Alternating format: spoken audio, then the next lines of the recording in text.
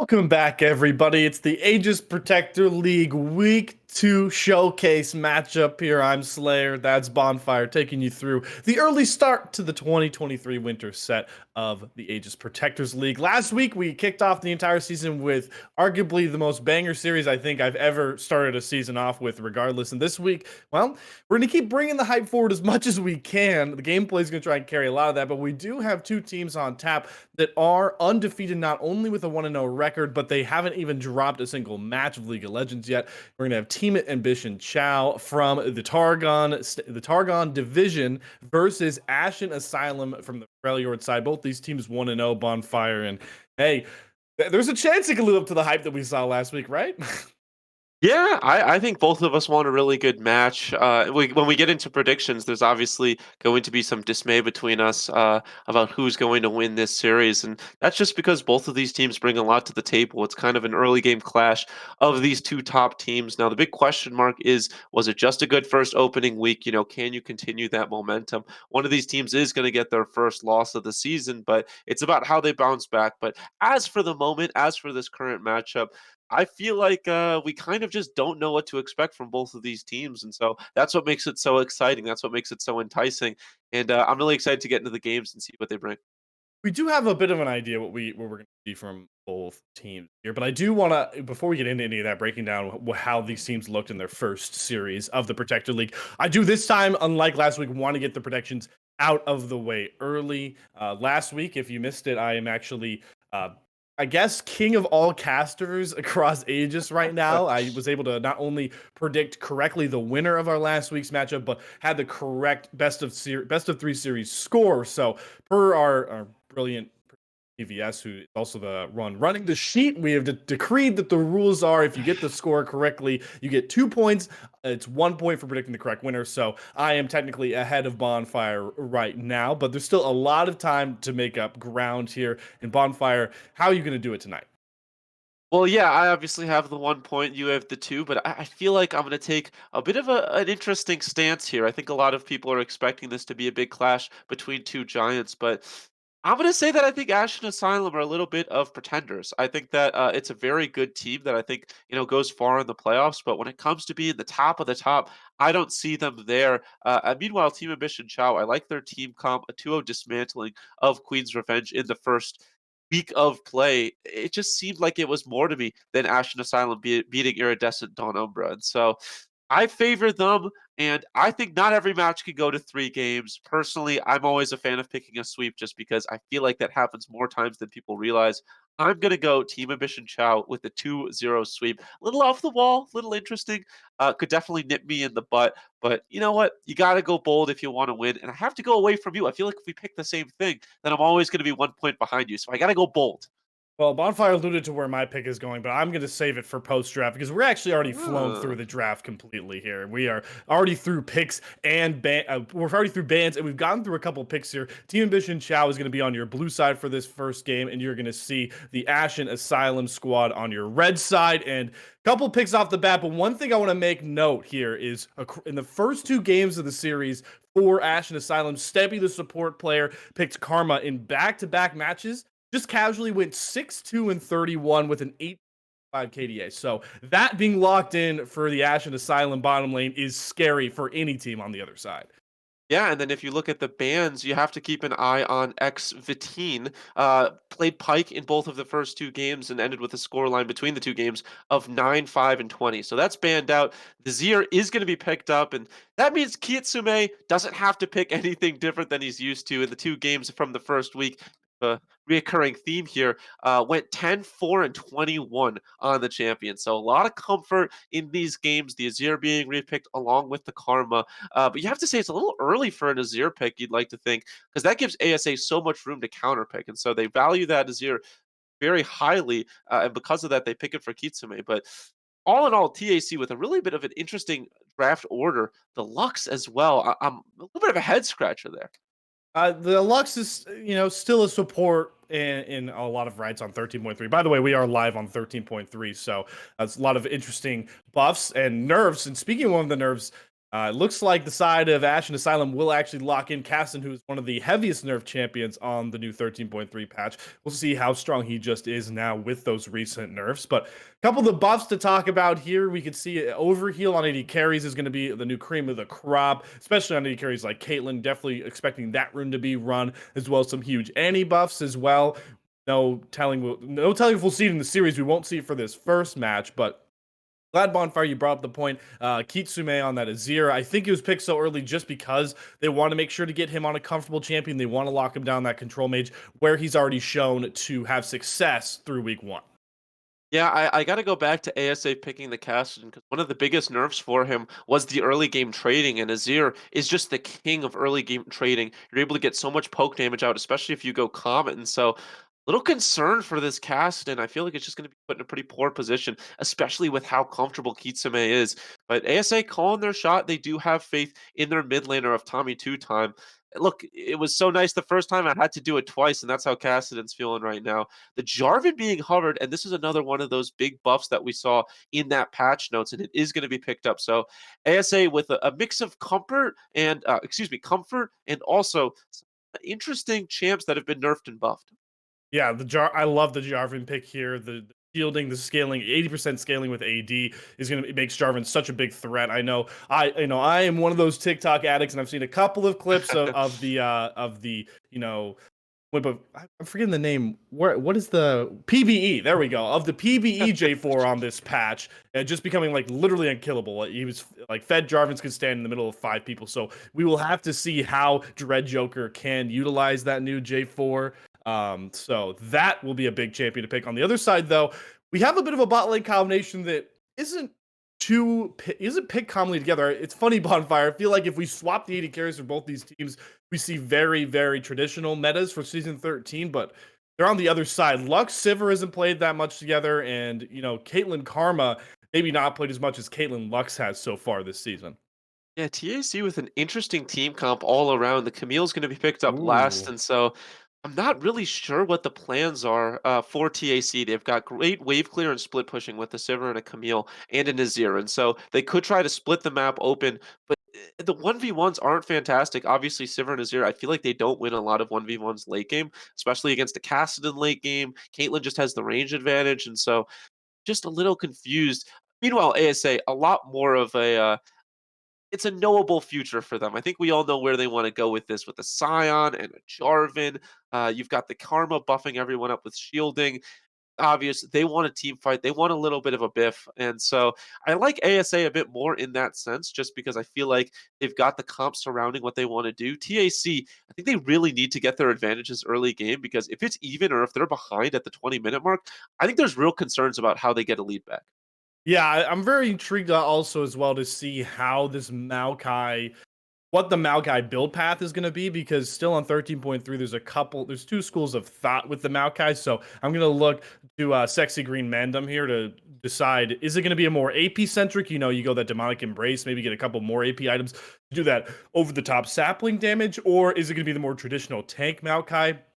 I think that for the team comp they have for Team Ambition Chao here, they really are going to need Maokai to be that frontliner, because outside of that, they have no sort of frontline in fights. But regardless of that, I am a really big fan of Ashen Asylum's composition. The last two picks are really, really good for exactly how they want to play. They're going to want to scale into a late game team fight scenario here. The Caitlyn Karma maybe will be the one lane that I think really might get a lane early to help them push them through mid game. But once they get around to those late game team fights, if they can make it there, I don't care how much you nerf Caston. Level 16 Caston is a meme for a reason. That will be a big hitter. Their front line of J4 and Scion brings a lot of huge engage while being a big puffy front line regardless, and Caitlyn could scale into that late game as well. So I'm really a fan of Ashen Asylum's comp, and I will use this time to push out my prediction and shout out PVS as well, as we actually are sharing the same prediction, our producer behind the scenes. We are both rolling 2-1 Ashen Asylum, and I could not feel better about a game one win for the squad. See, I could say that you just picked that because of the draft. I could be a little bugger and say, "Oh, no, you didn't. You had a different." No, but I'll be honest. You You'll be did a liar obviously. too, I so. know, I know. I have to be honest here. You did pick ASA 2-1, and I don't know. TSC's gonna have to prove me wrong because I had them 2-0. I'm not feeling great about this comp. This is not good for my season predictions. I still think again they can pull it off. To play devil's advocate, the Azir gonna scale up really well. I think Maokai's actually really good into Caston in terms of displacing him. I mean, it's difficult to lock down the Caston with a Thresh or a Nautilus or a Leona because you need to hit him and he's flying all over the place, looking like the Daytona 500. Maokai really easy to just point and click root him, and then you can kind of layer the CC behind that. And so I think that that is kind of the one positive. I do like the Azir as well on Kitsume. I think needs to get a huge advantage over this Caston, but as a whole, man, it is just difficult to see ASA messing up this easy of a team comp because again, like you said, late game or even mid game, as long as they survive the early game of Cast and Scion, they're in a really good position. And this Jarvan with the new buff should set up his weaker lanes really well. And I didn't even get a comment on the fact that I know I alluded to Stebby has been absolutely killer through 1 week on Karma. Karma also just plays so well into late game scaling. She can make entire teams unkillable with those mantra empowered shields once she builds into some of those items that can really buff the shielding into overhealing on top with 300 400 health shields for this Caitlyn from Crucifix. So it's going to be really hard because you have to get onto this back line. You also have to worry about the Caitlyn, J4, and Signer going forward. It's not like Caitlyn doesn't have a lot of damage from distance as well. So yeah, I could sing the praises of Ashen Asylum's composition for hours, but it does all end up coming down to execution. And to give some credit to the Team Ambition Chao side, I think you alluded to an idea that might work out for this squad if they can try playing maybe a 1-3-1 set and just making sure that Ashen Asylum into that mid game can't even try and group up and chain some of these ultimates together. They could find success. It's just about dictating the tempo early game to set up for that mid game. Because if you think about it, a 3-man set of this, Lux Sivir with a Maokai protecting them, hopefully a tank Maokai. I'm going to keep pushing that point further and further, Bonfire. And then you send the Azir off to a side lane to try and shove waves. Camille is one of the best split pushers in the game, regardless, on her own. So you would really force Ashen Asylum to play a comp style that they didn't draft for. And, well, usually with like a 90% of League of Legends games, Bonfire, it is about which ideology of game victory can come up on top, which team can force the other squad to play into their hands. Yeah, and I think Team Ambition Chao doing a really good job of getting Peels on a carry. Obviously, the top laner, Peels, obviously did win their 2 games. Haven't dropped a map yet, but on the Gragas, which was more tanky oriented, was down almost 1.2k gold at 25 minutes versus when it was on the Mordekaiser was up about 1,000 gold at 25 minutes. And so obviously Peels really good on the carry top laners, good into the split push. You want to get some comfort on Peels in the jungle, you also have to look at Sexy Green Eminem, wonderful name. On the tank of Sejuani, positive GD at 25. On the kind of more carry oriented of Wukong, minus 700 gold difference at 25. So it's a lot of comfort. It's what these players are used to. And I think Team Ambition Chao does a really good job of that. And that's another way that they could possibly win is by not forcing a carry player onto a tank or a tank player onto a carry. I know me personally, you put me on a carry, I'm probably not going to perform. But if you put me on the go button, I am ensuring that the team gets the team fights we want. So I think that's a big positive there. Whether it's enough to overcome the ASA comp, we'll have to see. But again, I'm trying to, I'm desperate here. I need this prediction to come through. Seems like Bonfire's literally trying to hit go on his A little draft prediction copium. to go well. Nonetheless, here Copium already coming out. North America, we all know too much about Copium, fortunately, when it comes to high level League of Legends action. But yeah, I think you made a lot of good points. And one thing before we get to the break here, I want to make sure to push harder is you always gotta look for those hero players on squads, especially in any sort of matchup. And usually it comes down to 2 lanes that usually play the carry. And unfortunately for this matchup, from what I've seen, the 2 heroes to really look for are both the 80 carries in these squads, and they're both set up from the draft. You can see to perform and step up as that carry that Bonfire says he does not succeed to play. These 2 guys are very much set up to succeed in that role. Crucifix is sporting, both these guys are sporting above 6 KDAs through their first matches. Cinderace at 6.75, Crucifix at 6.4. Playing a Caitlyn behind a really frontline heavy comp, and Sivir is one of the best scaling 80 carries in the game for a big reason. So look out for both these 2 guys to try and step up to get their squad's game 1 win. Yeah, and I'm sure you're really disappointed. Both of them played Ezreal in their last series. Is Ezreal we did not see this game. Obviously, is your main. So no Ezreal in this game, but Sivir, a very strong, high wave clear AD carry. And I think that's actually a really good pick against the Caitlyn and the Karma because you don't have to push into them, just farm under tower. And a lot of the early game threat that they bring into it is negated. And so I think it's a good pick. And then on the other side, obviously the Caitlyn. Long range damage, just hailing bullets from beyond where you can even see her. An incredibly strong pick paired alongside the Karma should feel really good. Just has to be careful of the Azir shuffles, and she should just be able to push so much damage in the. Well, it may be early in the season, only week 2, Aegis Protector League fans, but we've already got ourselves a pretty stacked matchup with some comfort champions that balled out in week 1 on both sides. But to figure out which of those ideologies can succeed, it's time to take a quick break. But in just a minute or two, we'll be back on Summoner's Rift for Game 1. Team Ambition Chao versus Ashen Asylum. Don't go anywhere.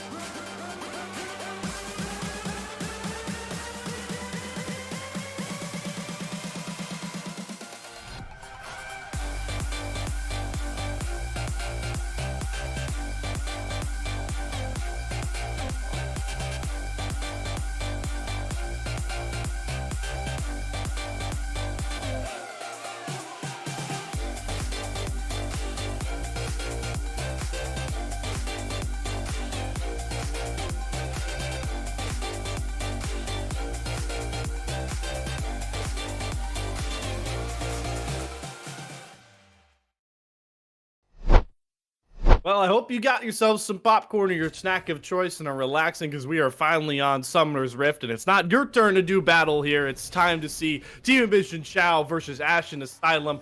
The early week 2 of the Aegis Protectors League, and we've got 2 undefeated squads looking to keep their tempo up from their week 1 victories. And we certainly have an interesting draft scenario going forward here, but draft does not matter, Bonfire, if execution is the real king of the crop on Summer's Rift. Yeah, both of these teams going for a bit of a default spread. You said popcorn. The first thing that came to mind is we have somebody with an M&M name. And I feel like I do this last week where we were talking about brownies. I don't know why I always You just have you were talking dessert on. about blondies. Blondies, right. Right, Do you do right. so? I don't know why I always have dessert on my mind. Late night game, Monday night, want to have something sweet, but Minions have popcorn and spawned. M&Ms, I think you're is pretty sweet. thanks, man. I think you're pretty sweet too. I Can was a little off guard about that. can I say something very quickly though? Yes, yeah. I do think M&Ms are a very overrated candy. So I Really? might Okay, have just made a lot of enemies, but I sorry. feel like you might have, but in popcorn, not overrated because No, they melt in the popcorn. It's a unless you good have combo. braces. Oh, that's a good point. I That had is a good braces for point. many years. I did too. I had really bad buck teeth. Anyways, Well, we go into some trading. And Crucifix Crucifix, is yeah. not bracing for anything the Team Vision Chao bot lane gives them. Immediately walks up to try and proc the wave and is punished. That is both summoners out of the Ashen Asylum bottom lane in the blink of an eye. Yeah, but he survived, and I cannot believe that he survived that. I think you take 2 blown summoners really every day of the week than to not give a first blood over to a Sivir. So a really good job of surviving. I can't believe he survived. Now it's up to the side of TAC. You know, while Cinderace and 17 need to push that advantage, right? Because they forced both summoners. They forced him to back. I want to see Sexy Green M&M go for a possible dive here. On Maokai, a dive onto Caitlyn, not very mobile, obviously, can really set this Caitlyn back super far. And this was a big part of the comp that we talked about, getting ahead on Caitlyn Karma. So a really good job of TAC here. I need them to push the advantage, though. I think that's what they're going to hope to do, as if they're able to push the advantage, they can really make this Caitlyn hurt. We certainly all were big fans of the Ashen Asylum comp from draft, but the one caveat was that the one lane that certainly wants to get going early is going to be Caitlyn Karma, and are in pretty dire straits. Crucifix was forced to back as well, just way too low health to try and jockey for waves. So now the tempo is just all in the hands of this TA Chao bot lane. Yeah, and they're pushing a big wave here. Crucifix, along with Stebby, have to be careful. They don't know that the Maokai is not there. They are going to get help from their jungler. So Dread Joker doing a really good job of roaming, making sure they're not getting dove, because it's so essential that this Caitlyn is able to pick up most of this wave, is indeed able to. So plugging the bleeding for the time being. Again, it's only 2 summoners and about a 10 CS difference. It could have been a lot worse. But again, I want to see Sexy Green M&M try to push this advantage, try to help out the bot lane, because it could be a disaster early game for the side of Ashen Asylum. Yeah, Ashen Asylum. Sorry, I was just watching the map move around. Ashen Asylum. I know. You're always keeping an eye on everything that I can't see, and I think I spotted what you were starting to see. Sexy Green M&M was able to get onto the Scuttle Crab first on the bot side. As you can see there on your map, a lot of great vision coming from the TA Chao side. They're completely tracking Dread Joker, so they know that he went for the full clear on his bot side jungle. And that just sets up Sexy Green M&M for so much more across the map, knowing how this J4 is pathing. And 17 just continues to land these roots onto Stebby. This bot lane just getting worse for Ashen Asylum right now. But again, they're doing a good job of plugging the bleeding. It's an 8 CS difference. The waves are being shoved in, but Crucifix doing a good job of farming under tower. In the top side, Peel's not getting much of an advantage on the early game Scion. And in the mid lane, again, you would expect Kitsume to do a little better into this early game of Castanet, but not much of a lead to talk about. Actually, the poke not so much. And so across the map, not too bad. I think it just comes down to also look at Kitsume's runes. Did not go for that early poke on the Azir that you see quite a bit when you have that melee into ranged advantage. And so it's a little surprising, just because it does mean late game a little bit stronger, but early game not able to punish the Castanet as much as you would be able to. Crucifix is not going to get caught out by the Maokai on the bush, but does get snared up by 17. Takes a lot of damage, but the Karma shielding will keep Caitlyn around. I do want to go back to your point, Kitsume. The Conqueror certainly wants to play for late game scaling, right? The Comet is for that early game proc like you're talking about, but maybe he knows in a lane against a melee, he's comfortable enough to just try and get a farm advantage. He doesn't care about getting kills. He wants to do as much damage and get as much extra healing in those big team fights come late game. Yeah, I'm just a little surprised, because you normally want to push this Castanet out of lane, really make their lives difficult. And Castanet, obviously, early game mana troubles, the damage isn't really there to trade that much, and so I'm just really surprised that with this mid lane pick doesn't want to push that advantage more than he's able to, but late game is going to be more of a monster because of it. So it's not the end of the world, it's just kind of an interesting rune choice there. But across the map, Peel's finally starting to get an advantage on this Caitlyn. I think might have missed a trade there that forced Mahar into an unfortunate situation. And so they're getting the gold advantage, up about 500 gold, but we've talked extensively about how this late game can be difficult for them. So they just need to keep pushing the tempo, not fall asleep at the wheel. And, you know, I feel like they need a big kill, because if First Blood goes over to ASA, this lead that they've acquired for themselves is gone in an instant. 700 gold lead purely off farm statures. We talked about the fact that Team Ambition Chao did have a couple lanes where they should win early, and they're benefiting from that so far. And as you can see, that bot lane pressure is surmounted in Sexy Green M&M. He's trying to take down the first Hextech. Drake had a bit of help from 17, but should be able to secure that thing all on his own, and he will be able to pick that up. Dread Joker was in the area, but looking how low this bot lane for the Ashen Asylum squad is, there was no hope for them contesting that. Yeah, and that's actually very important. The first dragon, you want to stop the dragon stacking. We talked about how good of a team fight ASA has. You stop that dragon stacking, and you buy yourself more time to take the fights that you want to. Suddenly, these dragons are not nearly as important, solely because if you do not want to take the team fight, if you do not feel comfortable taking it, no one's forcing you to. And so that's a pretty important first dragon, especially when you're going against a team fight comp like the ASA comp is. And it is forcing Dread Joker into solely being a farm Jarvan because of that. Isn't able to play through bot, top, and mid are losing lanes if you go for a gank, unless you find something perfect. And so Dread Joker, haven't seen him across the map for that very reason. I feel like a lot of that has to go over to Wild Cinderace in 17 with that interesting level 1 against the bot lane of Crucifix and Stebby. That was the only lane that ASA could really play through, and they had really good knowledge of that. Because of that, they've got themselves a 500 gold lead. They've ensured that they don't have to fight for dragons they don't want to. It's just really, really good all across the board from TAC. You watched last week's matchup we saw to kick off the showcase. It was certainly action-packed every single time through the early game, and now we haven't had any kills yet, but there's the ult pop for Sion. You see the Hextech ultimatum will drop back down. Peels trying to create some distance. Good flash to avoid the knock-up from Mahar, but the Sion is starting to establish his presence topside. Yeah, really good job from Mahar recognizing. She's getting a lot of knockups onto Peels. The stuns are just continuously raining on top of this Camille, and I feel like Peels isn't really respecting it as much as he should because of that. We talked about how there was a gold lead for this Camille. It's just shrunken down. There's no longer that, and Peels doesn't have teleport either, and so damage that was done by the Sion is going to stick for a considerable amount of time. You might see Sexy Green M&M help the top laner out, right? Because Peels wants to ensure that he can farm this safely. Concerns about Dread Joker, but they're roaming the Azir up too, so Mahar takes a tower shot. Well, hold on, though. Dread Joker's trying to get something back for his own bot lane. Forces the flash out of 17 with the flag and drag. Stebby won't be able to land a snare onto Cinderace as well. So it's just flash trade and some extra damage. But on the top side, you can see Mahar. He took that tower shot trying to get a plate. He got the gold, and he forced a huge roam up. Kitsume and Sexy Green M&M came towards the top side. Flash was burned by Mahar to survive, so the 3-on-1 didn't even work out on the flip side of the map. Yeah, but across the map, Tommy Tube Time went bot with the cast and trying to get possibly a tower dive with the rest of his team. It was called off, and so that's no advantage really acquired by Tommy Tube Time. It's going to be about a 10 CS advantage at the moment, but that's a pretty large wave crashing, and I think Kitsumi is able to get most of it. Meanwhile, Sexy Green M&M is just going to take this Rift Herald by himself. He knows that he forced the back out of Mahar, and so that's first Rift Herald taken. That's the first Dragon taken. Right now, Sexy Green M&M is just running the map. Stebby's certainly trying to establish his presence, and look at the return from Dread Joker. There's the Cataclysm, locks in Cinderace, and First Blood goes the way of Ashen Asylum, making a double for the Dread Joker jungler. Dread Joker, beautiful right there. Crucifix helps set him up with the slow of the net and is able to get both of them inside of the Cataclysm. That is not a fight that they wanted. They want to be long range. They do not want to be up close with Dread Joker, and he forces them into a fight they are never going to win. A fantastic job.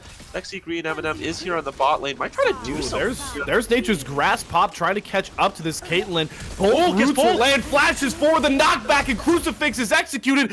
Do we see two back-to-back double kills for the junglers? No. Stebby is able to flash away and speed themselves up to get out. But fancy footwork with the ultimate from Sexy Green M&M to get something back.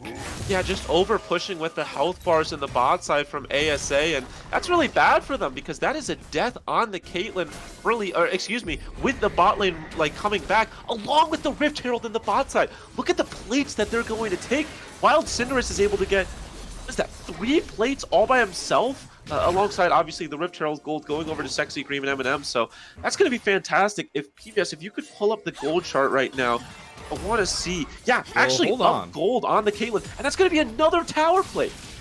Yeah, certainly is a good tower plate. I will say Mahar has actually been able to take down 2 of his own towards the top side. So bit of a split here, and it's part of the reason why the gold lead still is towards the Ashen Asylum side. And the assignment that Mahar has been given so far certainly wasn't easy against Camille in lane, and has done a pretty outstanding job so far, but will actually get jumped on here by Peels. Maybe Caster Curse coming out. There's Hectic Ultimatum to stop the Scion ultimate. He's going to have to fight his way out, gets the knock-up, the slow comes across, and Mahar is way too pesky for Peels.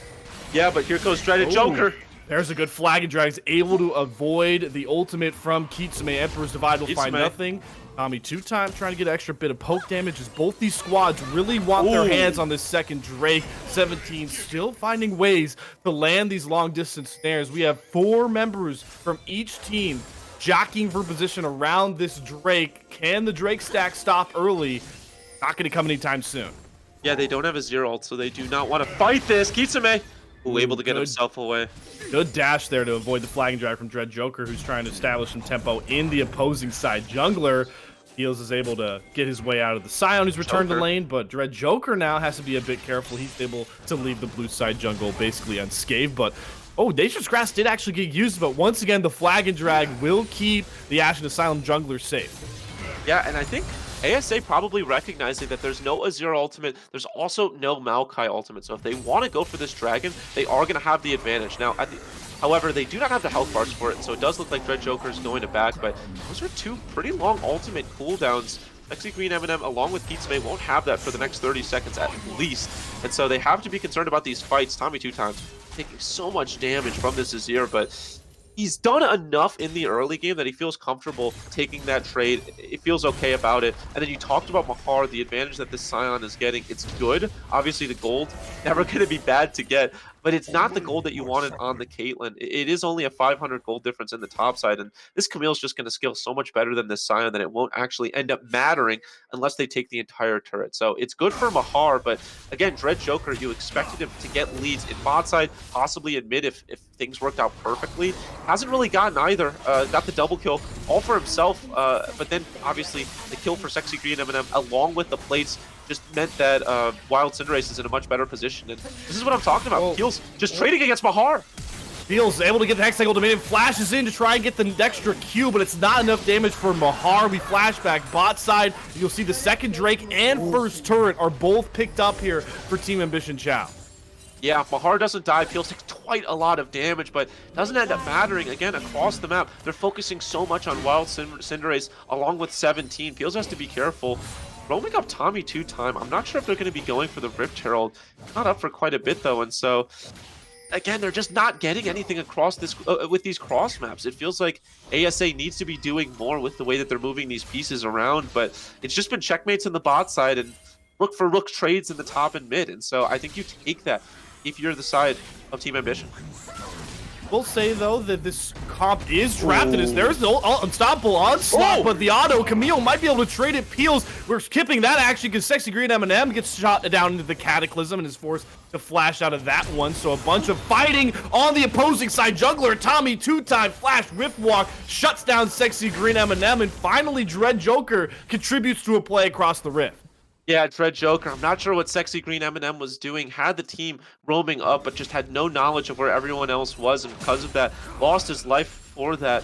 Not fantastic to lose your life in your own jungle. Again, the gold lead is still in Team Ambition's hands, but that's a kill going over to the Kassadin. And I talked about how Dread Joker was playing for himself. Getting a kill on the Kassadin, so incredibly important. Wasn't able to get the kills on the Caitlyn early. That time, able to get it onto the Kassadin, and so it's really good. I mean, there's no better way to put it. It's fantastic to get gold in Tommy 2-times pockets. But again, Wild Cinderace is just a menace.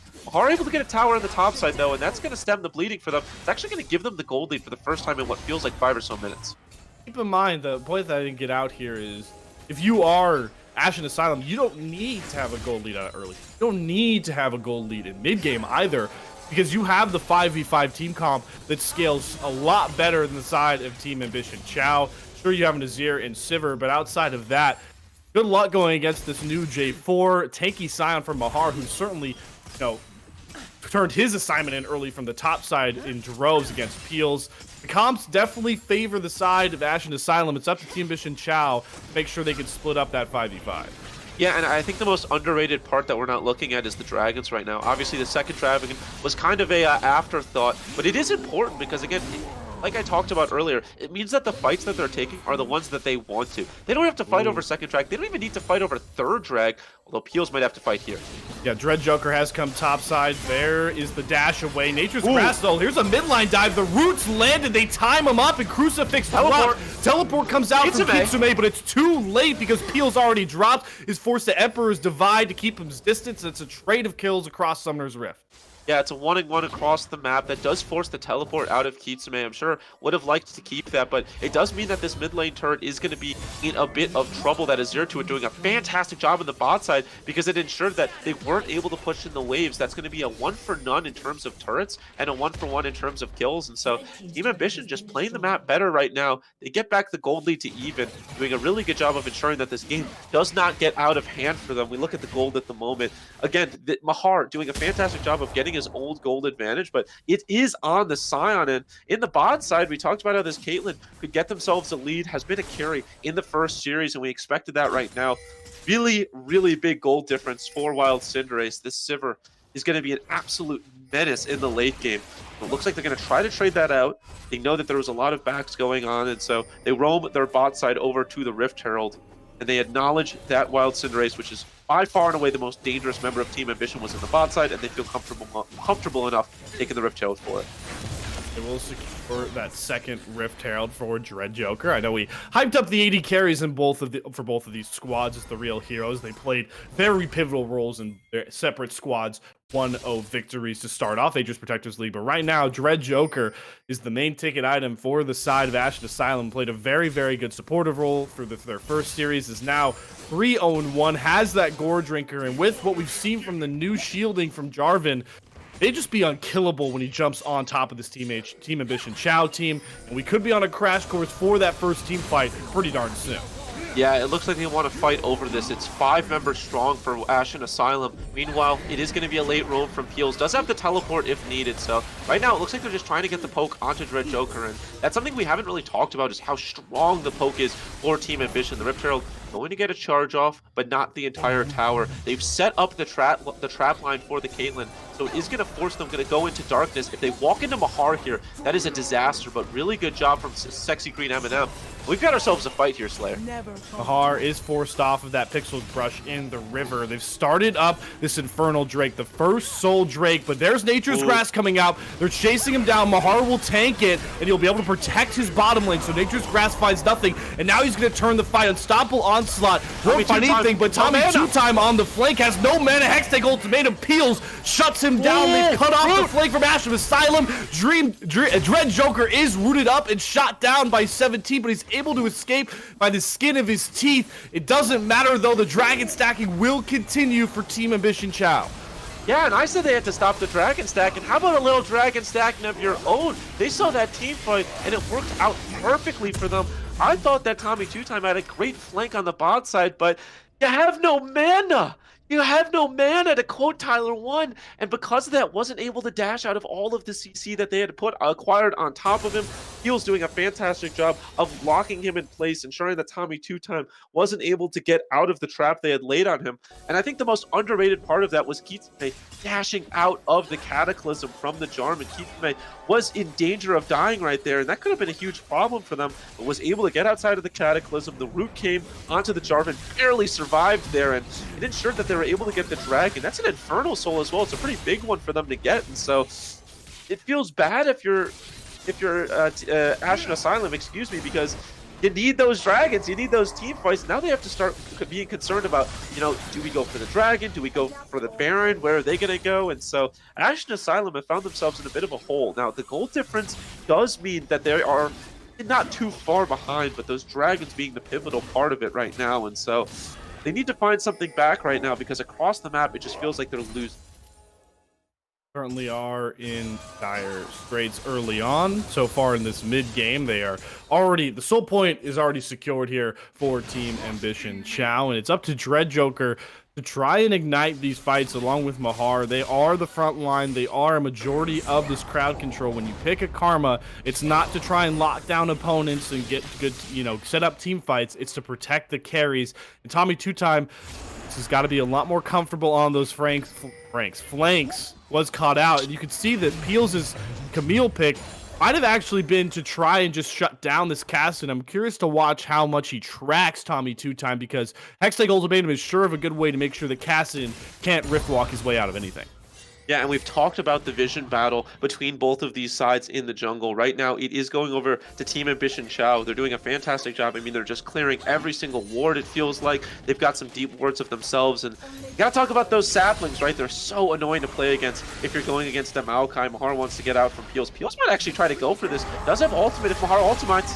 There's Hextech Ultimatum. Unstoppable Onslaught is stopped, and Mahar is trapped with Peels, and the kill comes across. The split push and Camille really coming online for TA Chao. Yeah, Mahar just peeling his team out right now, ensuring that Mahar isn't in these team fights. Also has teleport, so if they want to go for Baron, they can possibly. Dread Joker does get spotted out with the sapling, and you can see they're so concerned that they could be going for Baron. Emperor's Divide, he's thrown him into the entirety of Team Ambition Chao. Shutdown comes across for this Azir, and that might be just enough for them to turn their attention onto Baron Nashor. Dread Joker was really concerned that they were going for Baron there, was just doing a little dance along the outside of it, but a really good job from Kitsume, recognizing we don't need to take Baron, it's the threat of Baron itself that's going to get us the lead, and they are going to get the Baron for it as well. So consolation prize, a kill, a Baron, killing the bot side, everything's coming up Team Ambition Chao right now, doing a fantastic job, playing the map perfectly, making the whole entire Summoner's Rift sing, doing a great job of ensuring that right now, Ashen Asylum just don't feel comfortable at all. It feels like an asylum for them because they're going crazy. They have no clue what's going on across the map. The vision's not there. They can't win the 1v1s. It's all Team Ambition Chao. Certainly seems that way so far through this first game. They'll have the Baron empowered minions. You can see Kitsume start to take comfort in that side lane like I touched on in the draft. And when I see how much this side is split up, the powerful Peels and Kitsume, who is also deathless and has a kill, good CS so far, and it's going to be up to Ashen Asylum. They have the good 5v5, but how many times are they even going to be able to utilize that 5v5 with Baron and power minions crashing in the sideways, and how much power the split push is from Team Ambition Chao? Yeah, and they're doing a really good job, right? Look at Kitsume in the top side, just pulling this Cassidon away from the team fights, along with the tower, ensures that these waves are just going to continue to be in a terrible position for the side of Ashen Asylum. They're grouping up as 4, and that's where their strength comes from. They have to try to find a fight here. They've trying to cut off. They've caught Team Ambition Chao on their own side, but the Nature's Grasp is so beautiful. Mahar has to flash out. Dread Joker jumps into his demise. He gets the Cataclysm out. Tommy two-time will fight 17, but he won't be able to get much else. He's killed off. Crucifix dashing forward, trying to get some damage down. A lot of low health bars. Can he find a kill? No! Kitsume, the 3-man Emperor's Divide. He shuts Ashen Asylum out and picks up the triple kill. The Emperor, for a reason, he saw his servants going down, and he ensured that this would not be a fair fight. Kitsume, the Azir champion himself, able to single-handedly turn that team fight. The Cataclysm looked like it had won for Ashen Asylum, but it is a disaster. The health bar is so incredibly low, and Kitsume flies in all on his soldiers and ensures that the team fight goes the way of Team Ambition Chao. And they make like the 3rd word in their name, and they say, "Goodbye, Chao. You are all dead." We are able to get the inhib. That is going to be the soul given over for free as well. Team Ambition Chao shutting the haters up right now. Gold completely in their pockets. Up about 8,500. They've got the towers, they've got the dragons. Team Ambition Chao making a statement at the moment. Saw a couple games in week 1 from their defending champions, Dorado Gaming Epsilon, where they certainly established some great tempo and showed great macro play for why they are the defending champions. But in this first game of week 2, Team Ambition Chao not only shut up the haters from the draft, aka Slayer here, but have shown such great macro play to put themselves in such a good position. Soul secure, like you heard from Bonfire. Some serious itemization coming across. 2.5 or 2 items on all of their carries as well. And they've just made sure that Ashen Asylum aren't allowed to play the comp that they drafted for, splitting them up, forcing them in uncomfortable positions, and it's resulted in a huge gold lead and more. Yeah, and I talked about how much of a problem it would be that all of the gold was on Dread Joker, and I was completely correct. He was 3-1, doing a fantastic job, had gotten the gold lead. Oh, Emperor's Divine. Tommy 2 times. That's too much sauce to try and throw against Kitsume. He's thrown away from his turret and blown up. On the other side, Peels is just 2v1ing comfortably as well. The split map is paying dividends. And now the rest of Team Mission Chao pushing up another root from 17. Crucifix sees nothing but a gray screen, Nature's Grass to create some distance. This Team Mission Chao team is firing on all cylinders. And you miss it, Tommy 2-time. I guess we figured out what the 2 times was. That's how many times he's gonna die in an instant. Right there, getting locked up once again, going for a trade and just not able to do so. They might go for the end here. Right now, the Science backing, and they have to go for the end. Well, here goes the Red Joker trying to make one last play, but he won't find anything. He cataclysms into 5 all by himself. The turrets are dropping. It's only Mahar and Stebby. They have no damage and no way of stopping this push. Team Mission Chao just having fun with it at this point. Mahar drops. Tommy 2-time Rift walks into his own demise once again. Kitsume is unstoppable. The Nexus drops and Team Mission Chao. What a game 1 win. Dominant victory in less than 27 minutes. We both thought that the draft didn't favor them, but it's about the execution, and they execute to perfection right there. They made everything so incredibly, they did everything so incredibly well across the map, from the bot game, or from the bot early lead that they had gotten, all the way into ensuring that no one got too fed from the side of ASA. And if, we're looking obviously at the damage difference at the minute, and man, it does not look good from ASA. 24,000 damage. No one even gets close to that for the side of ASA. Wild Cinderace with that 24,000 damage. So the Sivir does the damage, Peels with 20,000 himself. Man, Team Ambition Chao are here to play tonight.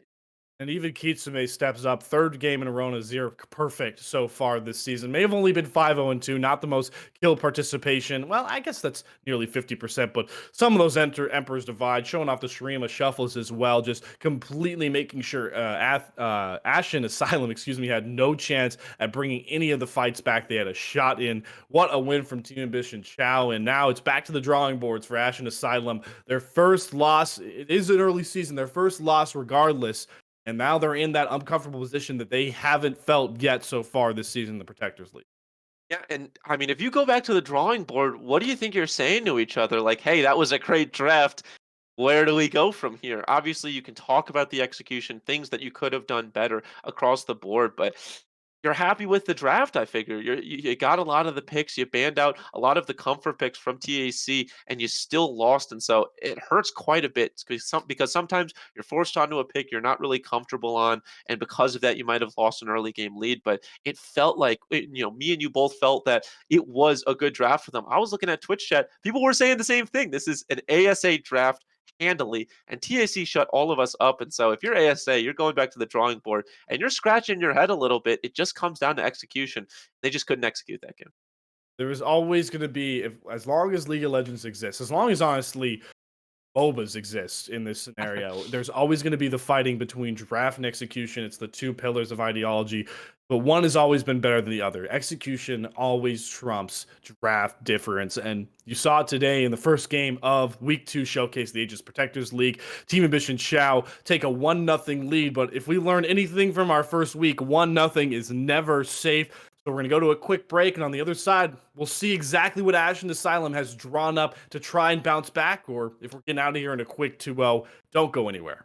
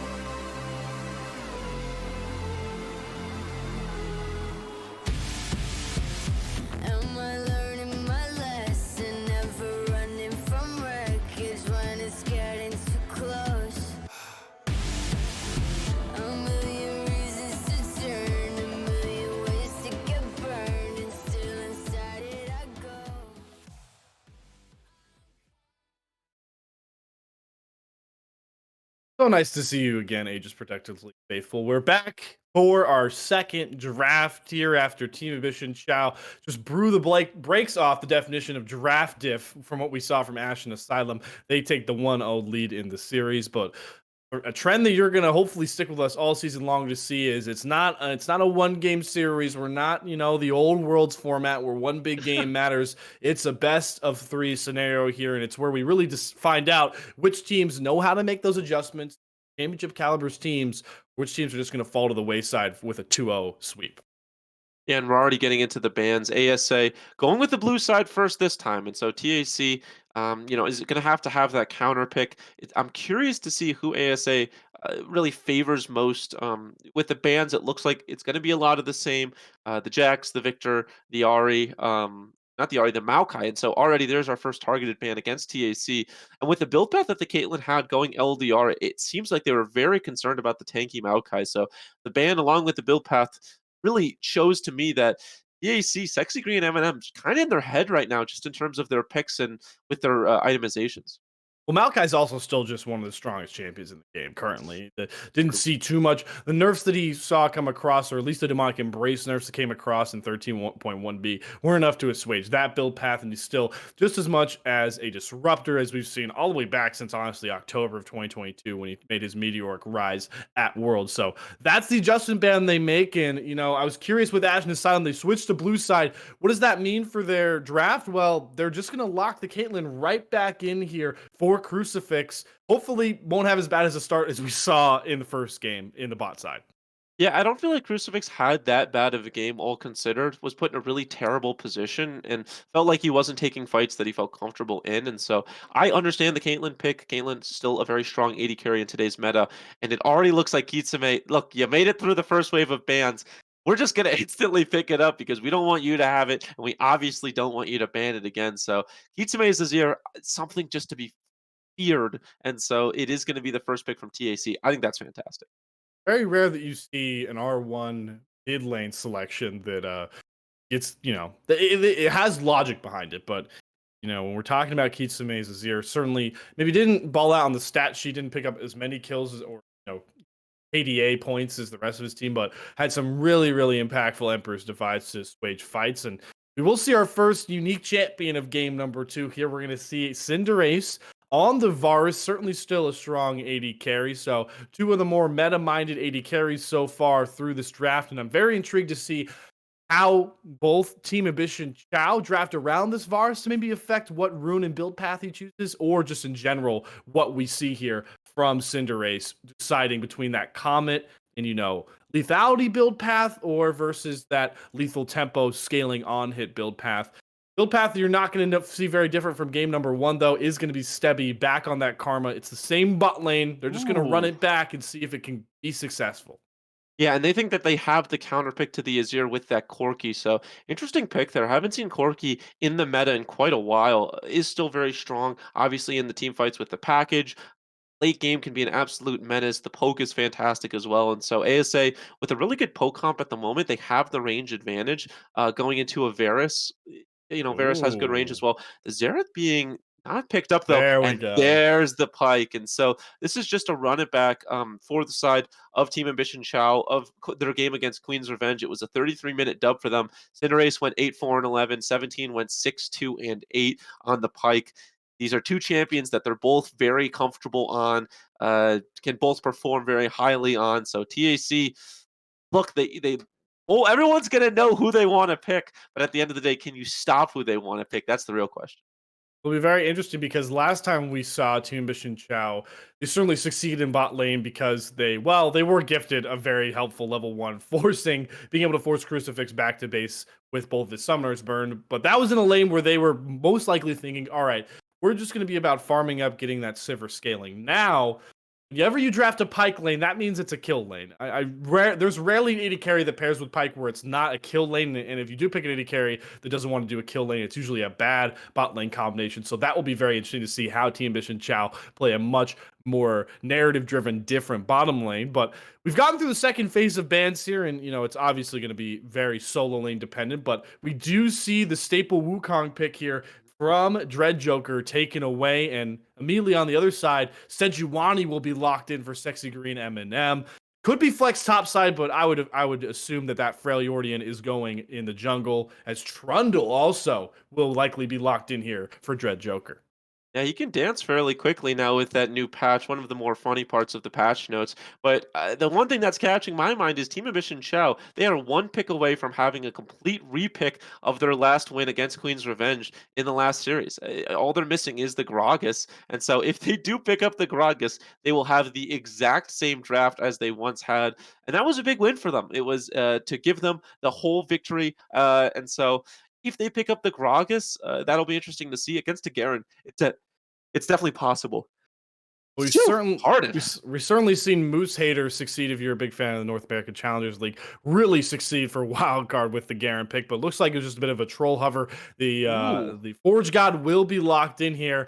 I will bet serious money that these are just silly flashes. I would be very shocked if we do see Tryndamere or Riven locked in here for Peels. I'm calling it now. He probably will switch to Gragas here at the last second, but lot of intriguing picks so far. And, we do talk about Ashen Asylum. The same bot lane, but they switch up a ton of their champions across the solo lanes in the jungle. Is Kale, Fiora. There's a lot of picks. I think that's Fiora locked in. So Peels, he played a couple tanky champions in week one, back to back carry oriented do top lane this time round. Yeah, I'm a little sad we don't get to see the repicks. Just as fun as that would be, but I think the Fiora is a great pick into an Ornn, able to get that true damage off, and obviously with the parry, it just ensures that Ornn is in an uncomfortable position because that's kind of where the strength of Ornn lays in the trades, able to get the CC across and then the Bellows Breath into the damage, and then you just kind of walk yourself away, and the enemy's just kind of like, where'd my health bar go? Fiora with the parry, one well-timed parry could completely change the trajectory of these trades, and so it'll be interesting to see if Peels can make that come across. Obviously, lost the early game against the Scion last game, but ended up scaling up to a point that it did not end up mattering. This game, it's kind of the same thing, right? Even if you lose the early game against an Ornn, as long as you're not giving up too many kills or towers, it's not the end of the world. And an early lead would be fantastic. And so it'll be interesting to see if Peels can do that. TAC a bit more, I would say, controlled across the board with their draft, and ASA a lot of poke and then two big boys. It's interesting. In game one, we saw, a lot of passive play. I don't think the real first big fight came out until, outside that level one mishap from Crucifix.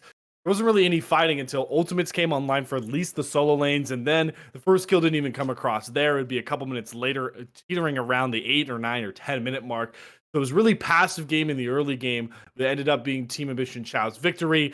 The draft I see across the board, looking at these lane matchups, I expect the exact opposite.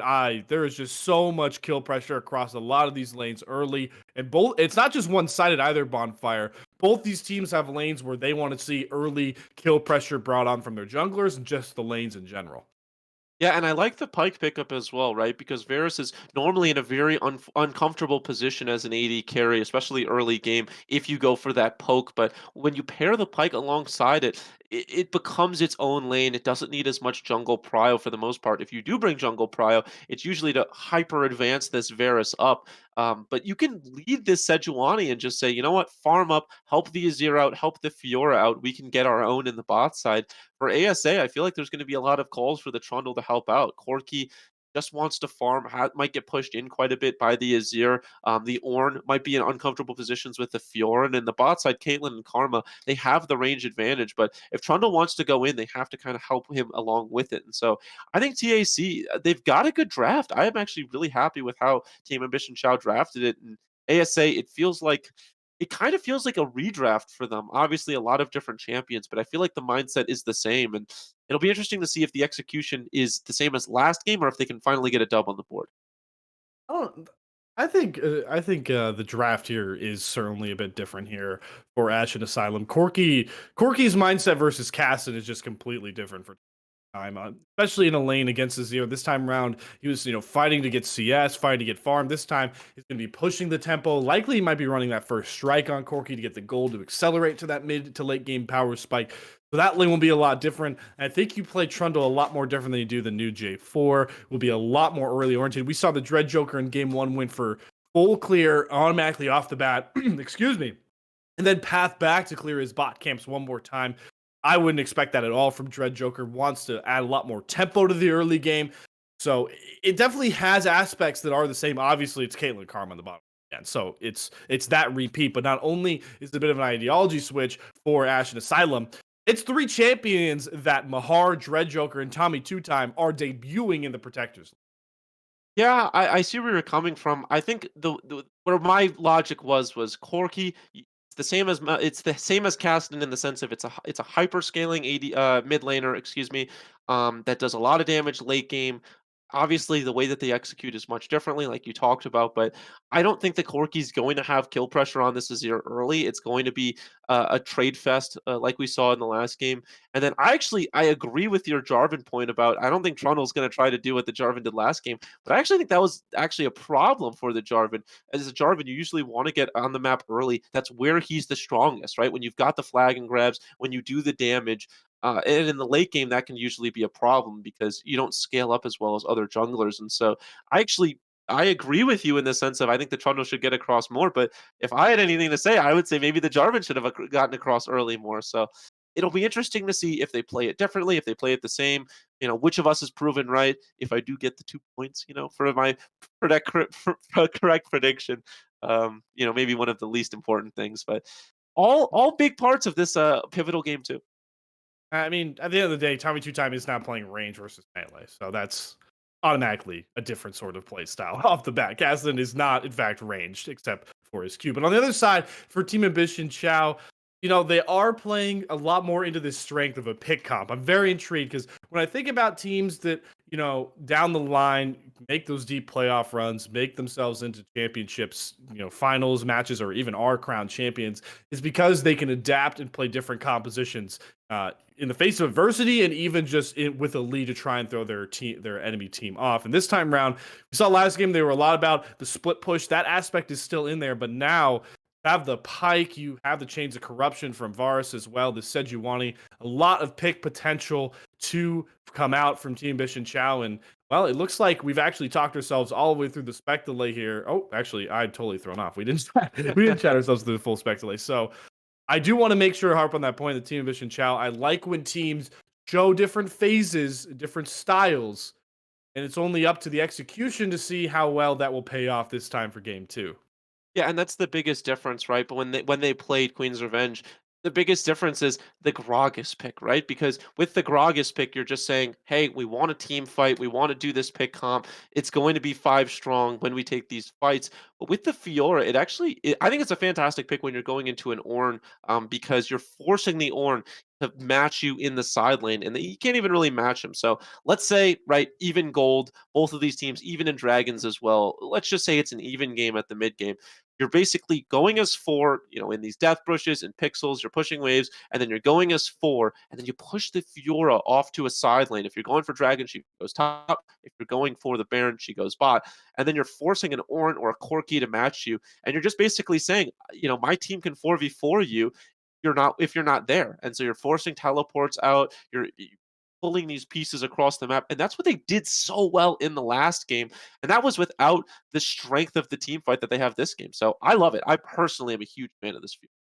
They certainly are setting themselves up for success and showing signs of how they succeeded in game number one. And this time it will be on the pressure will be on. This Ashen Asylum squad, they've drafted more to have more agency early game that they failed to do in game one. But to figure out if they could even, succeed with that agency, or if they're going to falter to a 0-2 loss here for our week 2 showcase. We're going to take another couple minute break, get some water, refresh yourself, because it's going to be a hype one back on Summoner's Rift. Don't go anywhere just yet. Time slows down when it can get no worse. I can feel it running out on me. I don't want these to be my last words. All forgotten, 'cause that's all they'll be. Now there's only one thing I can do. Fight until the end like I promised to. Wishing there was something left to lose. This could be the day I die for you. What do you see before it's over?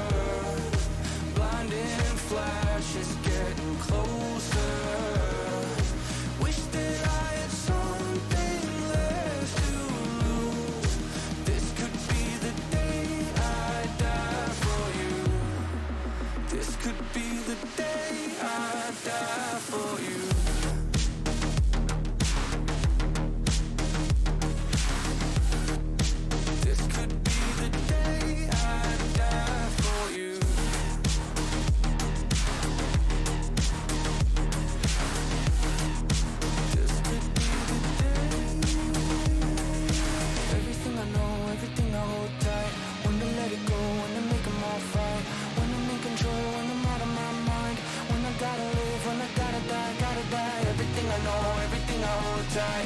When to let it go, when to make them all fight. When I'm in control, when I'm out of my mind. When I gotta live, when I gotta die.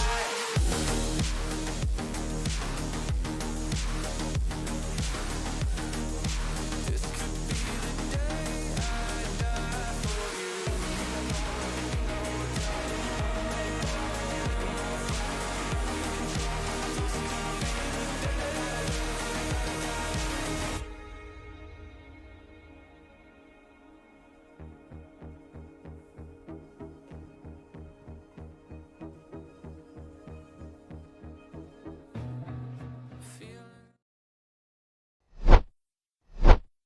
There is no pivotal time in a best of 3 series more than game 2. I mean, that might sound a little bit that sounds pretty, like obvious, right? But with the pressure added after a pretty one-sided game 1 from Team Ambition Oh, Chao, no. there's a lot of pressure onto this Ashen Asylum squad, and you can see already we're going for a crash course level 1, 10 bodies already bottom lane, but it looks like the blue side will have the advantage. That's Flash already taken away from Cinderace.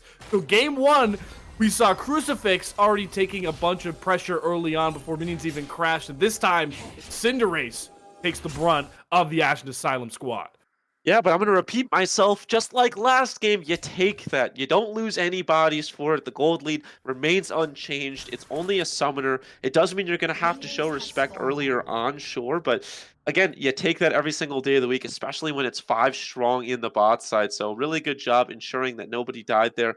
I'm honestly baffled that nobody died. I was so sure they were able to pick somebody off, but they just don't have the hard CC at this current moment. So because of that, everybody able to live, but they do get the flash out of Cinderace. And like you talked about, that's going to force respect out of the bot side. It is going to ensure that Crucifix and Stebby feel a lot more comfortable in this early game. Certainly will feel a lot more comfortable, and it's going to help because they're into a Pike Varus bottom lane, and we've seen 17. If obviously we didn't get to see their week 1 game, Team Ambition Chao, but certainly balled out on the Pike with some really good statistics. And you got to assume if a Pike is doing well in the statistical category, means it was leveling the pressure in the early game inside towards the bot side. And we get a look at that already early on here, as I'm sure we'll be going back towards that bot side a ton with how much kill pressure the bot side has, and honestly all these lanes have with the new matchups we have drafted. Yeah, both of these junglers are going to be pathing the same. It looks like it's going to be a full clear from Dread Joker, at least in the top side. Meanwhile, Sexy Green Eminem choosing not to clear his Krugs, and so because of that is going to have a little bit more pace in the bot side. Actually, not clearing Wolves as well. So could try for something tempo here in the bot side, maybe a quick gank. Alongside 17, they do have good lockup, so if they want to go on Stebby or someone else, certainly can. Sexy Green Eminem already kind of looking for something in the bot side. Yeah, he's already starting to path towards the bot side. There's no vision here for Ashen Asylum. There's the Pike, jumps forward, doesn't get the stun. The pullback comes across. The Sejuani shows up. Stun lands. Stebby's flash means nothing. Cinderace, first blood. Fantastic job from Sexy Green Eminem, recognizing that 17 wants to go early, is going to give them the advantage. And Crucifix alongside Stebby thought that they had the push in. They thought that they could do what the other team did last game, make it uncomfortable for them, make them have to farm under turret. But the biggest difference was there's a jungler there. It's not an even fight for you. That's going to be a first blood going over to TAC. And almost more importantly, Wild Cinderace, we talked about how he didn't have his flash. Now he has a kill. And so already doing a fantastic job of ensuring that that blown flash early does not matter. Yeah, no flashes as well for the likes of Crucifix and Stebby in this one. So they are in dire straits now. They have to play a lot more careful because Pike's kit is just so good at locking down anybody he can get his hands on. And Flash is certainly a good way to get out of it. And outside of that, I mean, what can this bot lane do? Karma has no sort of dashes. Crucifix can utilize that net. But that's it. So 17 certainly very happy with that early level gank. Will set him up for a lot more trouble bot side. Yeah, they're still able to get a push in, which ensures that I think Wild Cinderace should miss at least 1 or 2 of these minions. Able to get actually most of them right here at the moment. Doing a fantastic job of farming under tower. Finally does miss the last 2. So ensures that this gold difference is going to be good. Again, they have to get vision in the jungle and ensure that they don't get 3v2'd again. And they are going to do that. Isn't a problem. Sexy Green Eminem is actually going to be just farming. And so in the bot side, doing a fantastic job of bouncing back. I actually want to direct our eyes towards the top side because Mahar actually had to burn his teleport early. It was low on mana, and so because of that, had to burn teleport early, which means at this point forward, anything that Mahar uses, whether that's health or mana, is going to stick as long as Peels, has the teleport advantage. And so Mahar has to be cognizant of that, has to be careful of a possible gank or over trading because Peels is going to have the advantage in the top side now. I do like the teleport back from Mahar because you can see in the CS department is actually down more than a kill's worth. He's doubled down, but if he doesn't teleport back here, that huge wave, I mean, it's got to be at least maybe 9 minions. They're about to crash. Would have likely just hit the tower and put him down so much more, but now he'll have a shot to at least get some of them back and try to pull this CS league closer. But this is one of the lanes that I talked about. Team Mission Chao, they drafted for Peels to succeed in this lane. So this is the lane you expect Team Ambition to come out on top of if you're talking about just the matchup. Tommy 2-time is the big ticket item for Ashen Asylum in the mid lane. So I'm very intrigued to watch how these solo lanes play out versus the expected result. Yeah, and 17's going to take an early gank. Tommy 2-time. I don't even know if he saw the pike. He just walks right into the hook, tries to dash away, still has the flash if he wants to utilize it. Gets very low and forces the flash out. So Tommy 2-time is going to have to go back to base for a second time. Asleep at the wheel right there. Had vision of 17, and that's going to raise some question marks because he had knowledge that the pike was there. You can't really blame it on vision. Had knowledge that the pike was there, knew that the gank was coming, and did not react quick enough. So a bit of a question mark there. Although Sexy Green M&M and 17 don't know that Dread Joker's here. So this is the first thing that Dread Joker's doing to help his lanes out early in terms of a gank possibility. Waiting in the wings, and Sexy Green M&M isn't going to pull the trigger there. And little does he know, he's going to watch the VOD back and recognize how important that is because Dread Joker, I think, would have gotten the better of him. The Joker now is, trying to camp this lane out. 17 will land the hook on a Crucifix, but it might be a perfect bait. The dash away will create enough distance. The pillar will make sure Pike has to walk around it. Dread Joker is tired of being a lackey in the early game, picks up the kill. Really fantastic work. Oh my goodness, I did not realize how low the Crucifix had gotten throughout that. Really good work from Dread Joker with the lane gank right there. Just over-aggression from 17 with no knowledge of where the jungler is, but how are you supposed to know that Dread Joker is just waiting in the wings there? Had no knowledge, had no clue, and because of that, loses his life for it. So Dread Joker, again, the recipient of these kills in the early game. On the Trundle, it feels a lot better than the Jarvan, because the Trundle pushes out, I feel like, a lot more damage than the Jarvan does. So I think you feel a lot more comfortable about that. But again, it's not a kill going over to Crucifix. This was a problem in the last game when it got late. And it could be a problem here as well because Crucifix is down 600 gold. Kind of desperately needed that kill. Almost lost his life for it. And so because of that, they couldn't gift it over to Crucifix. But a bit interesting there because the Caitlyn, again, falling behind even with the help of his jungler. I see you keep bringing up this point about trying to get Crucifix gold here, but the difference for game 2 is this isn't a J4 who's going to try and play the utility in the late game. We're talking about a Trundle for Dread Joker, so certainly a lot more carry-oriented, and it's very good to get the gold on him regardless. As Mahar wants some gold, there's Call the Forge God drop, trying to create enough distance from Peels, a lot of damage, but here we go. Kitsume back, trying to make more glide with his Emperor's Divide. Great hook from 17. Dread Joker, you can swing that club all you want. You're going to find nothing but the gray screen. And now Tommy 2-time might be in some danger as well, but Sexy Green M&M does have to flash away because Stebby got the roam up first. Regardless if it's a flash away for the Team Ambition Chao jungler, it's another huge kill for the squad early. Yeah, Dread Joker falls there. Really good job from 17 alongside Kitsume. Or actually, not Kitsume, excuse me, 17 alongside Sexy Green M&M, just trapping him. I am so surprised that parry did not stop the back there. Tommy 2-time. Oh my god, 17, he landed all the snares on Lux in game 1. He's landed all the hooks in game 2 on Pike. This man is unstoppable, and Kitsume is the victor of the prize. He's able to pick up the gold on that one. Lands another one. Stebby is your next victim. 17 is balling out on the big stage, and there's Glacial Prison for Sexy Green M&M, but it won't find Crucifix. But man, we're starting to see why this Pike is the big ticket item for 17.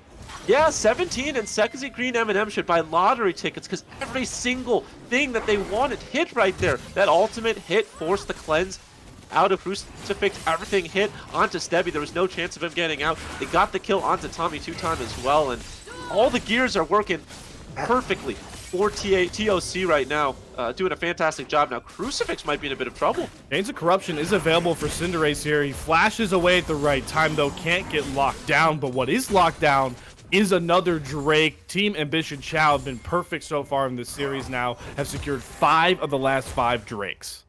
Fantastic job of ensuring that it feels like ASA wants to go for these Drakes. They want to possibly try to get some Dragon stacking going, and there's just no way for them to do that. They're getting outclassed in the bot side, and because of that, that's where most of this Drake prio is. They're not, they do want to possibly get something because of it. Obviously, League of Legends is a game of give and take, and so they're going to give the Dragon, they're going to take the Rift Herald, but I think you take the Dragon if you're Team Ambition. Asylum, they are going to get that gold influx from the first Rift Herald, so I think you're happy about that. But again, the Dragon stacking was a problem in the first game, and now it has a chance to be a problem in the second. I do like the idea more. I think first Rift Herald has more value innately than. But you bring up the good point, because Team Ambition Chao have been, absolute chads when it's come to stacking those Drakes. So maybe that, normal statistic when it just comes to all games of League of Legends can be factored out with how we've seen TA Chao prioritize those bot side Drakes. And now we can see, speaking of bot side, Kitsune has actually roamed down here. I was curious if he was trying to set up for a dive. Crucifix was full HP, and he'll just walk his way back towards mid lane. Luckily, Sexy Green M&M did come over to try and control the waves, so he won't lose anything in that lane. Yeah, and that's what I'm talking about with Team Ambition, right? Moving their pieces around. That was just, it was a failed attempt, sure, but they don't lose anything for it. Normally, when you fail an attempt on something, you lose some minions, lose some CS, maybe somebody gets a tower plate because of it. They don't lose anything because all of their members are in the right place to ensure that nothing is given up. And that's why Team Ambition Chao have been playing these series so well, because it feels like there's no breathing room or ASA. Where do they go? How do they win these advantages? How do they get themselves gold? There's always a member there to ensure that nothing is lost. That's so fantastic. A good parry right there from Peels. Peels might actually be in trouble though. Yeah, that parry means that now the knockups will come across, but bot side is the ticket item. A hook into Emperor's Divide. Kitsune and 17 combine again, and Steppy has to flash away from Glacial Prison. My God, Team Ambition Chao are just firing on all cylinders once again. Yeah, they get a kill on the bot side. Peels survives as well, and this is what I talked about, right? Just when you think... Ooh. Cinderace, flash arrow, see you later, Crucifix. I missed that. I completely missed that. I think everybody missed that. Blink and you miss it. Wild Cinderace. Unbelievable kill right there. It feels like I can't even give you a chance to talk right with all this stuff going on.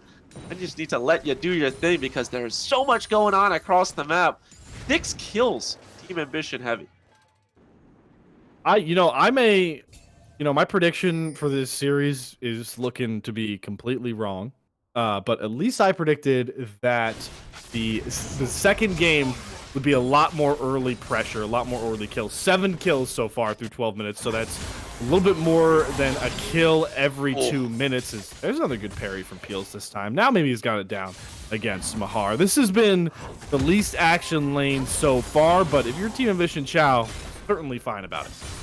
Yeah, and I talked about how Dreaded Joker kind of needed to be up there to ensure that this Ornn wasn't in a lot of trouble, and this Ornn's in a lot of trouble, down about 15 to 20 CS at the moment, not able to keep up with Peels' damage, and the gold swinging over to Peels, not that much, just about 300 gold boots worthy, but it's still enough that across the map, there's nobody winning for the side of ASA. The only comparable lane is the jungle, and that's even. Everywhere else, disadvantages. Actually, I look towards the mid lane. Tommy Two Time doing a good job of farming up, getting himself a lead there, but across the map... Oh, wow, actually, yeah. Across the whole gold lead between these teams, all going the way of Team Ambition.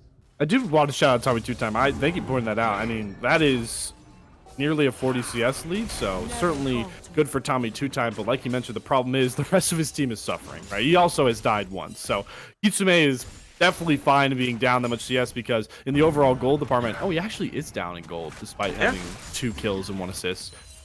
Certainly not a great spot, but luckily we've seen what Kitsune can do on this Azir. I don't know how much gold really matters about that, as Cinderace just tried for a Chains of Corruption onto this Caitlyn under turret. It will whiff, and Dread Joker, he has that Rift Herald still, and he's come bot side for these lane games constantly.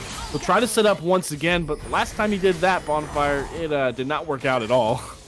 Yeah, and that's the thing about Tommy two times gold advantage is I feel like it's going to be short-lived, right? Because he's going to get pulled across this map. He's going to have to try to help his team out. Itsume should be able to inch this one back because you saw that Tommy two times had to go to the bot side to make sure that his bot side wasn't in trouble. Rift Herald gets nothing. It gets nothing, Slayer. Talked about the advantage first Rift Herald gift over Dragon. What about when you don't even get any plates off of it? Oh, that's such a disaster. They needed that gold.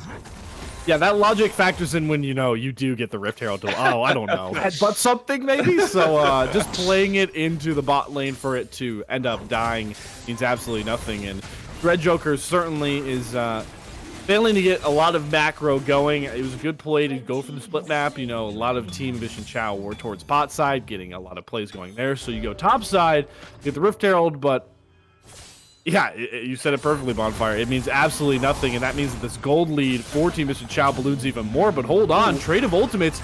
Peels has no mana, though. The knockup comes across, but Mahar, no flash, and doesn't want to dare challenge Peels.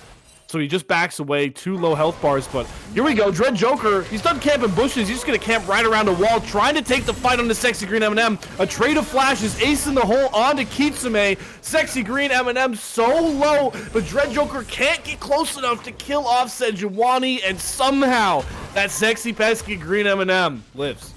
Yeah, he lives right there, and it feels a lot like the Rift Herald there, right? You need these kills, you need this gold to go in your way, and just not getting the luck of the dice right now. Rolling all ones at the moment. Kitsume getting back his farm, and oh man, it's just a disaster for ASA. They just need 1 or 2 of these to go their way, and the gold lead should swing back to even, but they're getting no luck. They're getting none of these kills. The Rift Herald dropped too late, and the gold continues to stagnate towards Team Ambition. We talked about the late game in game 1. I think the late game is about even, maybe even favoring Team Ambition at the moment. Right, yeah, it certainly is. And they can also just play their strategy that they used in game 1 of just splitting the map up so well. I mean, I know I said Camille is one of the best split pushers in the game. Well, Fiora might be ahead of her, one of the few ahead of her, if not at least on the same par. So Peels knows the exact same assignment to play this time. And Sexy Green M&M, he's not gonna let this Rift Herald go down for free. It is secured by Dread Joker, but now he has the entire team of Team Ambition Chao on top of him, and 17, the stamp with the death from below. So you get the Rift Herald, but you die and pay the price for it, Dread Joker. Yeah, he had no help from his friends there. I mean, 2-time. Felt that one. Give him a little bit of a haircut right there. Get no help from his friends right there. Don't you know you need your friends to help you get by? Right there, did not have anybody, trying to just sneak it, and lost his life for it. Does get the Rift Herald, but that's the second Rift Herald. You talked about how important that first Rift Herald was. Ooh, there's trade of flashes. Kitsume trying to kill off Tommy 2-time towards the bot side. The dash spear will get the kill, and Kitsume picking right off where he left off in game number 1. But we go back top side. Mahar trying to get something back for this Ashen Asylum squad, but every time you think Team Ambition Chao is in danger, Sexy Green M&M is there. Assuaged is the Ford God, and now here's the turn. Glacial Prison, the Fiora pressure points are popped. Shows up 17, and he picks up another kill. This Pike, 7 KP, and is balling out on the stage. What can this TA team do wrong?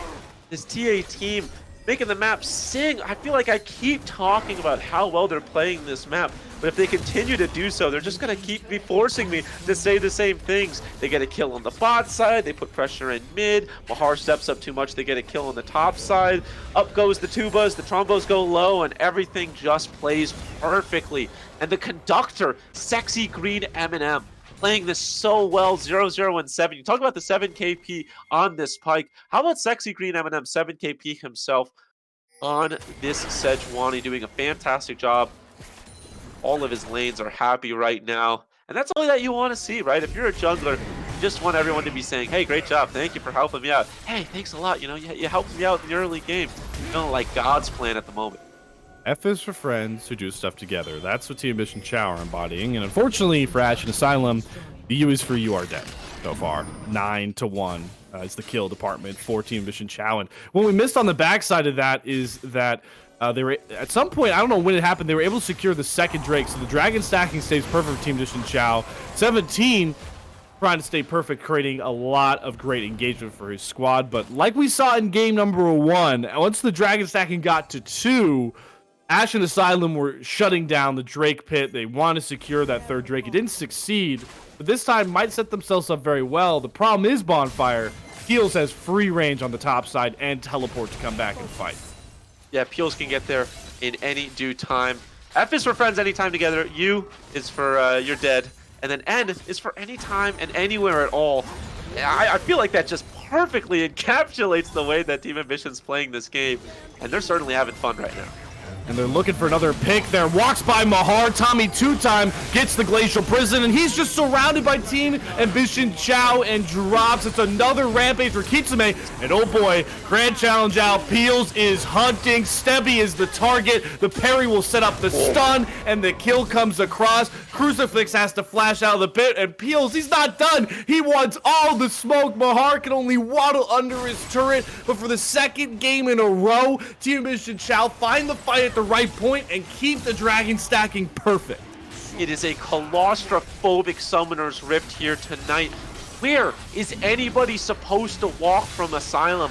They just can't get anywhere at the moment. It feels like every time they want to make a play, they want to roam a player up, they think that they have a bush themselves, that it is not theirs at all. Down here in the deep blue sea, they are getting abused, they are getting destroyed. This game quickly getting out of hand. I make my Brazil jokes all the time. I can't make it here. 11-1, almost doubling the famous World Cup game. Slayer knows how much I love that one. But this game getting out of hand. I'm pretty sure if Brazil got 11-1 by Germany, they would have just like torn down Rio the de stadium. Janeiro. Yeah, I think they would just torn. I think they just tore down the stadium at that point. Like, all right, nobody gets to play anymore. This was too embarrassing. Well, certainly is a bit of embarrassment here for Ashen Asylum, but time to really test something that a lot of teams don't get to test this early on in the season. The resiliency. They do have some avenues to try and make plays here, but they just have to shut down Team Ambition Chao, and Peels says no sir, picking a fight with Mahar. Once again, Dread Joker has no friends to play with, surrounded. Good flash to avoid the Emperor's Divide, but 17 there with the pullback. The knockup comes across, and Peels claims the kill. You can dodge our ultimates, but you can't dodge my pike. Cannot dodge his pike, swimming underwater, getting all the kills that he might want. 3-1-6 right now. It's actually maybe the most generous pike I've ever seen. 6 assists on pike. Those should be your kills. 17, don't you know that? Jokes aside, doing a fantastic job. And this big purple worm, I don't think is long for the world. Royalty colors going to be worn for Team Ambition. Normally red and black, going to be purple for the next couple of minutes. 17, you madman. Just among 3. Feeling comfortable as all can be, looking like Fetty Wap. 1738. He only needs one eye, because he's got the kills and the assist to go alongside it. I don't even know where you went with that, but I don't know how we got to Fetty Wap. But the 1738, you know? Yeah, I know, I know, but it's just we have fun here. We have fun here. Any cast with Bonfire, you will hear some sort of reference that is fun. What's fun so far for Team Mission Chaos has been Kitsune. Just unkillable, man. It just is able to avoid a 4-man play towards the top side, just slightly dashes on out of there. And what does the rest of the Team of Mission Chao get on the back end? Well, they just knock down a mid-tier 2. They have Peels pushing in the bot side as well. This is staple macro play on the Aegis Protectors League big stage. Yeah, and Peels is going bot side. Doesn't have the teleport, but is in a fantastic position at the moment. Oh my goodness, the poke from the Varus. Peels gets another tower. He's across the map, everything just coming up Team Ambition, making me repeat myself over and over again, but I could not be more happy. Is it looks like I might have a correct prediction here in terms of if anything else doesn't go wrong. Well, Sexy Green M&M certainly wants that to happen. Glacial Prison gets the flash out of Tommy two-time. Here comes the turn, though. Mahar gets the big knock-up. Kitsune, another big Emperor's Divide, throws them all to the wayside. He's unstoppable. He'll finally be shut down, but his job has been accomplished. Peels is toying with his food, kills off Crucifix, and 17 still hunting. Will miss the hook, but my God, Team Ambition Chao are putting a stamp on the Protectors League tonight. Yeah, and with how long it's going to take here, Mahar has to clear these waves. I'm not sure if he's going to be able to right now. It's Baron buff. It's a really far behind Ornn. 15 seconds on most members. They could go for an end here. Peppy does respond and comes back up, and Team Bish and Chao, they're resilient too. They don't even want to risk it. They're going to retreat, get the back across, get those big out and powder spikes from all the kills, and the turrets taken down, and likely play for the perfect 8 for 8 Dragon Soul count. Never falter. 1,000 gold difference right now at the moment. Only 2 kills Asylum can say for themselves. I keep wanting to call them Arkham Asylum. That is incorrect, but it does kind of feel like where they're at right now. Batman just lurking in the shadows everywhere they go. He is the knight right now. Team Ambition, they lurk in the darkness, getting all the kills that they might need, and then some. 10,000 gold lead, dragging up in 30 seconds. Feels like all but a certainty that it's going to go over to the side of Team Ambition. If this is Arkham Asylum, then Batman is not donned. The cape and cowl is not donned by Bruce Wayne anymore. It is donned by 17, hiding in the shadows of that murky, murky water. And look here, trying to set himself up. There's a good scrying orb. Tommy Two-Time does set himself up well to avoid 17's onslaught, but you gotta find kills if you're this far behind. You can't just survive getting, a little bit of splash damage down. And Tommy Two-Time, he'll drop the package and force Kitsume to try and chase him down. The burn from Leandres, and Kitsume's back up on the board. Dread Joker, though, will be able to trade a kill back. That's a shutdown on for Crucifix. So the Trundle's starting to pay off, and they might have Kitsume cut off. Does he have the fancy footwork? Because he's got a really tricky situation, but somehow it gets turned around, and it's because his valued companion shows back up, and Cinderace, my God, go play an FPS without your layering these arrows. Oh my goodness, just like Batman, there's something in the way for them right now, but unlike Batman, I don't know if it's going to be as difficult as the Riddler. I think that this one is making more like paper mache. One more strong push, and I think this game is donezo. Wild Cinderace doing a fantastic job. Sniper just getting these kills. Doesn't even need to flash for that one. And yeah, 17 died right there, but does not matter in the long run. Kitsume able to footloose himself right out of that tricky situation. Teammates able to help him out. And the top side Peels this entire time has just been pushing up on the top side turret. And this is what I talked about in the early game. If it was even, it would be a problem. How about when it's a 10,000 gold difference? Mahar just being pulled across the map. And that's an Ornn that does not want to be taking these 1v1s. They desperately need Mahar in these team fights. He has to continuously go against Peels. And because of that, it feels like these fights, yeah, it looked difficult there for half a second, but without the big tanky front line of the Ornn, just does not end up mattering. Yeah, it's certainly all that matters right now is if there can be some sort of sliver of hope for Ashen Asylum back into this game here, but they got to somehow find a way to line up these fights. Yeah, everybody who's played League of Legends knows you can't just get back into these games by farming super waves, turtling into your base, and praying that somebody comes to save you. You have to be that savior, and that's by getting these huge shutdowns, 3 of them, including a 600 gold bounty on Wild Cinderace. Yeah, I think the one good thing is that the ornaments are starting to come alive. Thank you to PVS for showing that. Typhoon being picked up from Crucifix, so should be hitting a little bit harder, but I think the wallets just might be a little bit too heavy right now. Red Joker is able to avoid an Empress Divide, so Kitsume spares the Dread Joker, the jungler, but Glacial Prison means Tommy 2-Ace doesn't get spared. Good flash and speed up, though, from Karma, so the pick plays aren't coming across just yet, but they burn those key summoners, and now look what they can turn their sights to, Bonfire. Yeah, they're looking towards Baron right now, right? Asylum just getting pushed in, don't know where they can go. These waves being just continuously funneled into their base. And I'm sure that they know that Baron is a possibility, but what are you supposed to do? How do you even contest it? Red Joker's going to try to get there, but I don't think it's going to be nearly enough time. 17 is just having fun at this point, man. He's just going for auto attacks against Mahar, dashing away because he knows how comfortable he is on this champion, how safe he can play. Cinderace. And now we can see Mahar might have caught Cinderace. He is alone here. He's able to avoid Call of the Forge God. They're trying to jump this Varus. Ace in the hole isn't enough, and somehow he survives, and Kitsume is there to turn around the fight. But hold on. Tommy Two-Time and Crucifix have a bunch of damage. They actually pick off both solo laners, so Baron is picked up for Team Mission Chao, but is there some light at the end of the tunnel now for Ashen Asylum? Yeah, they find themselves some life. Those were important kills, and it's all going over to Crucifix as well, so they're going to have to play through this Caitlyn. However, it felt like that fight was solely because Sexy Green M&M was solely focused on the Baron. It was about 1500 in terms of its health. Just wanted to finish it and then join the fight. And so because of that, it was a 4v5. Yeah, they won the 4v5, but they really just went even with it. They did end up losing Baron. At the end of the day, though, the shutdowns are great. I think the biggest issue though is they want to do something with these death timers, and there's nothing that they can take. Right? There's a mountain soul that's already over to the side of TA.